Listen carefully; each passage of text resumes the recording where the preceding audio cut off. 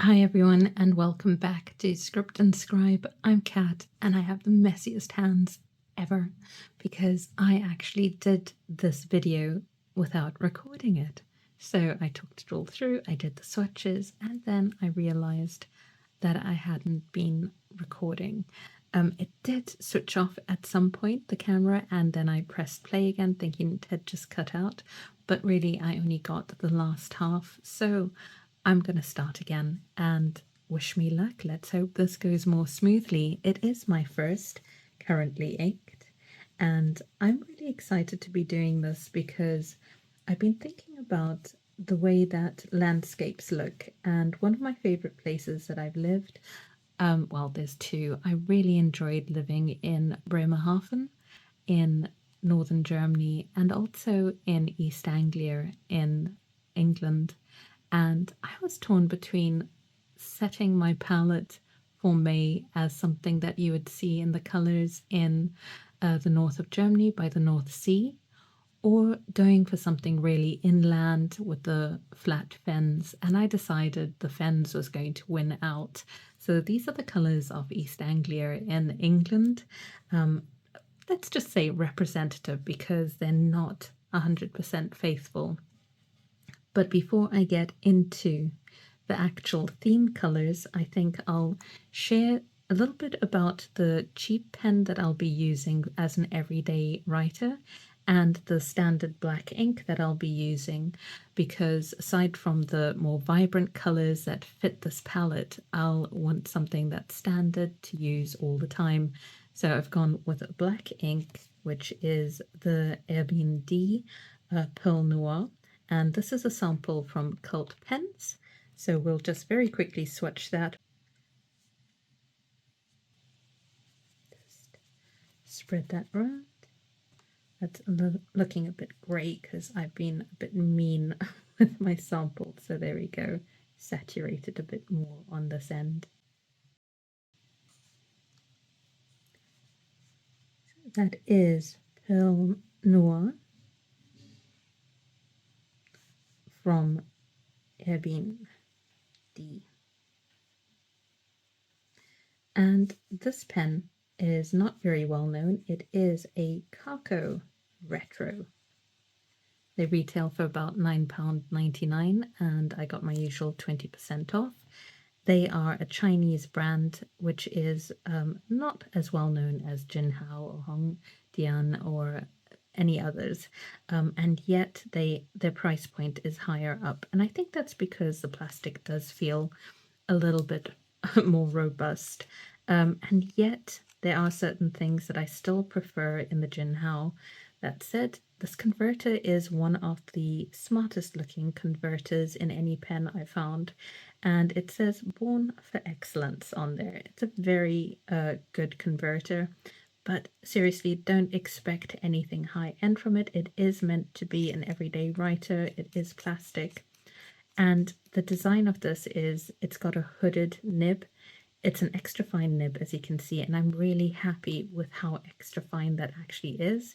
It feels like it would be verging on what people call as a grind needle point, and certainly I get that feeling when I reverse it.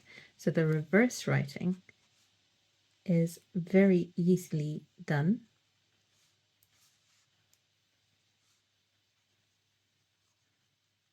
And becomes even more fine than what you would call a usual extra fine. And like I say, there's no skipping either side. One of the things that I do find is the grip isn't particularly great. As you can see, it is an extremely smooth pen, like all over, just wonderfully smooth, no texture.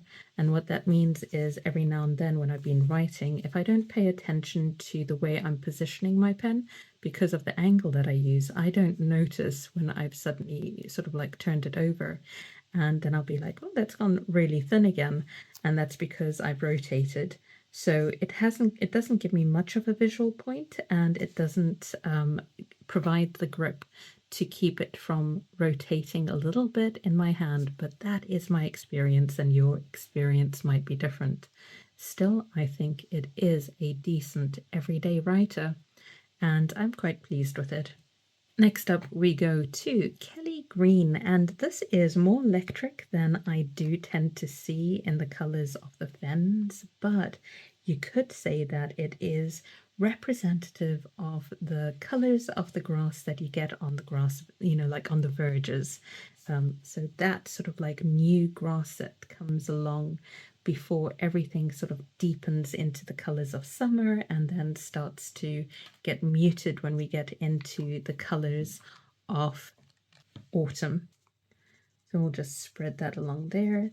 Definitely much more vivid than a lot of the greens that we see in nature, but like I say, representative, and I like the way that it performs in my chosen pen, which is the Nagasawa. So that is a Nagasawa Pro Gear Slim. Everything about this has been made by Sailor, and yeah, the nib is lovely. This is a music nib, and I really like the way it writes. So what we'll do here is put in Kelly Green, and it is from Diamine.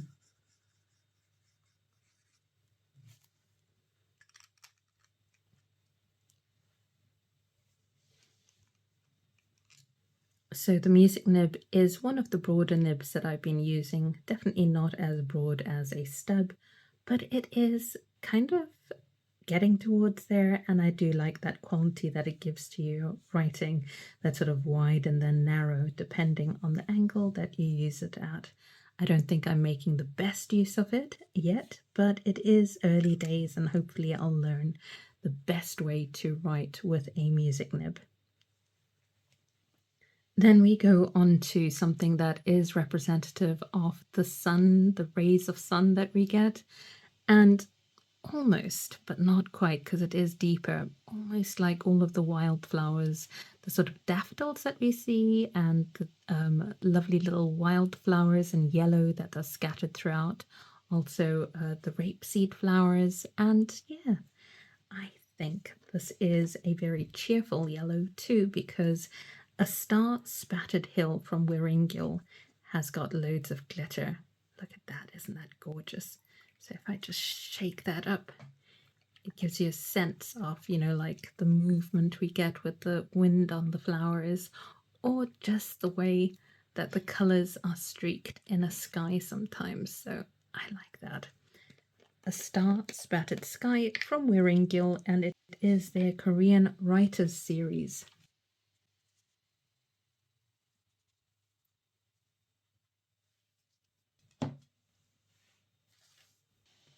And I have this in my Twisby Beaker, which is annoying me because somehow it keeps revert. You can see it's darker, can't you? So I thought I had this all washed out. It had a dark grey in it, and I do struggle with piston fillers. I have washed this out numerous times, and somehow it always finds a little bit of the previous ink in there and changes the quality of this one. So I will have to clean that nib out to really get that quality.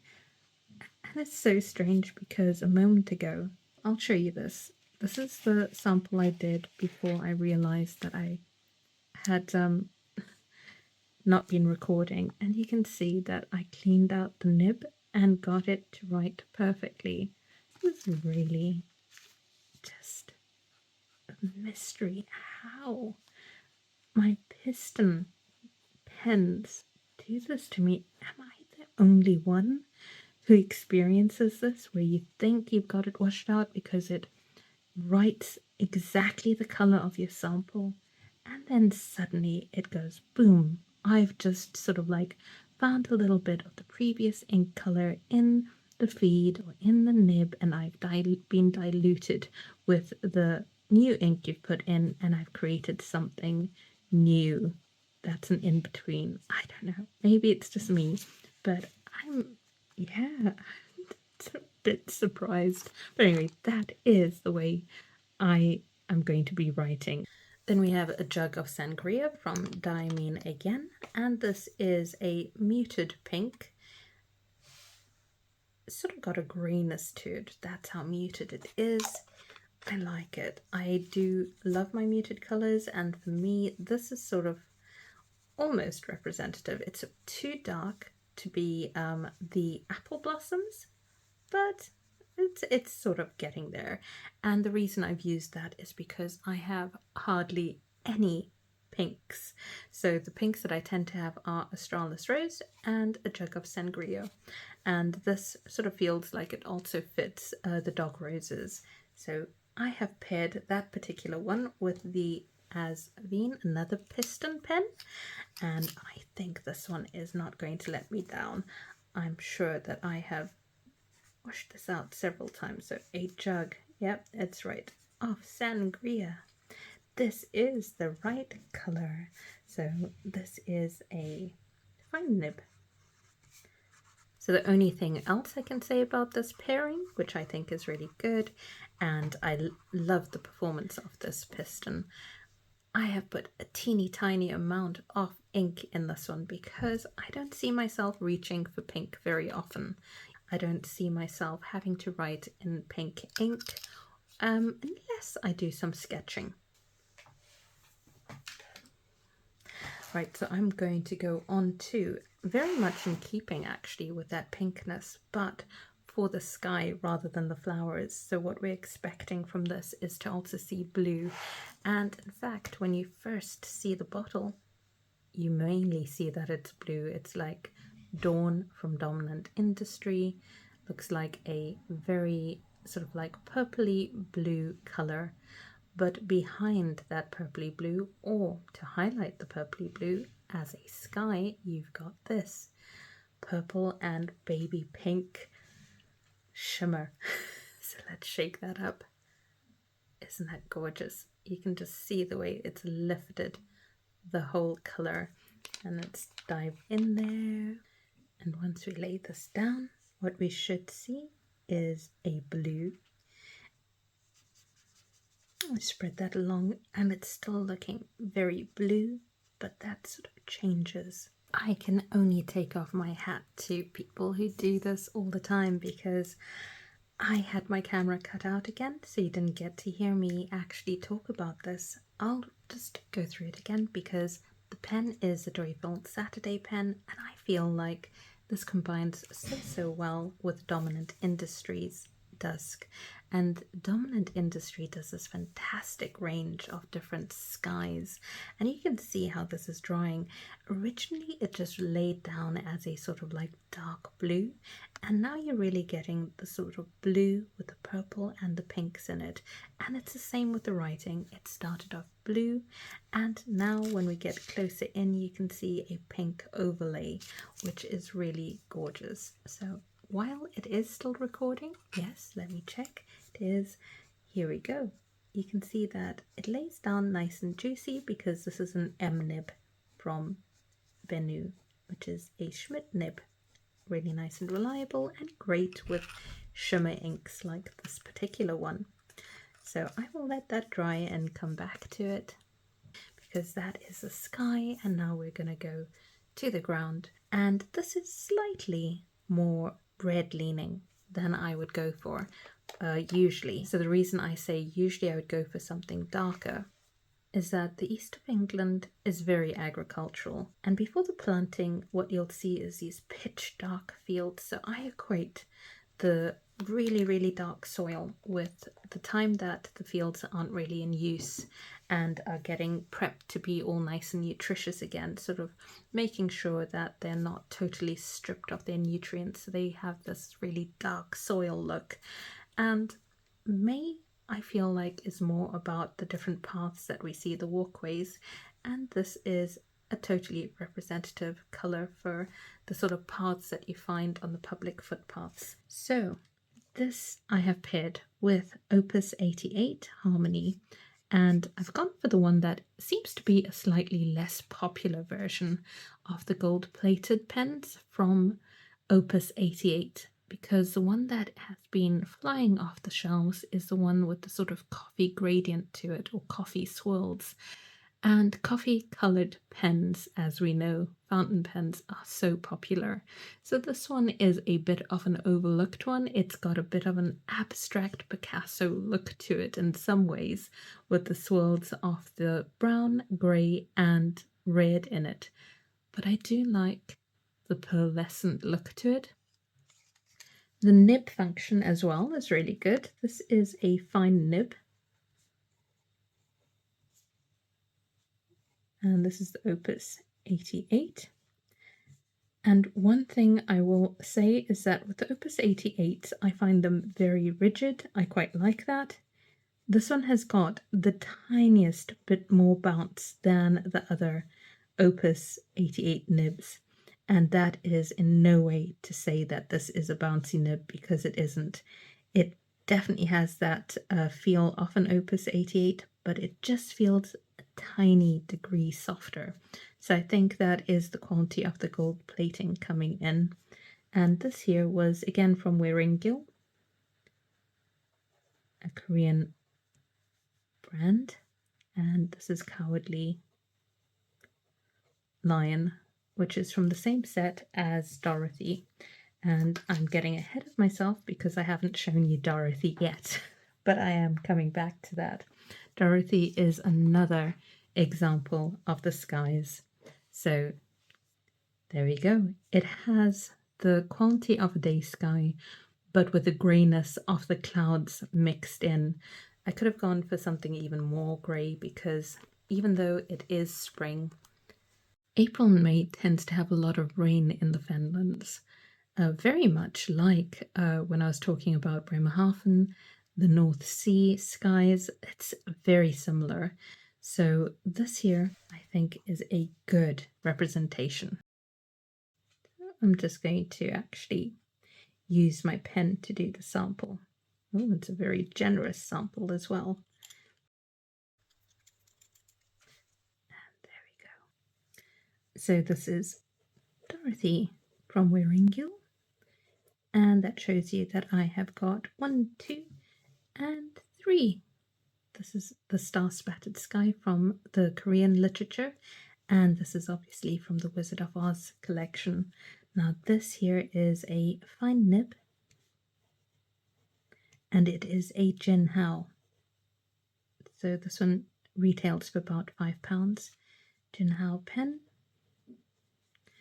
And for the first time, I feel like this is a proper fine nib from Jinhao.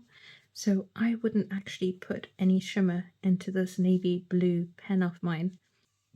So that is it. This is my lineup. I'm so glad that I managed to record this. And again, I will just say hats off to all the people who do this every month regularly. I am so impressed that you managed to record without hitches like this. I mean, it takes a lot of patience, so my hat's off to you. And I have really enjoyed trying what you do on a regular basis. We'll see whether I come back with a currently inked in June. Maybe I'll think about somewhere else I've lived, like Nigeria, or where my family lives in Toronto.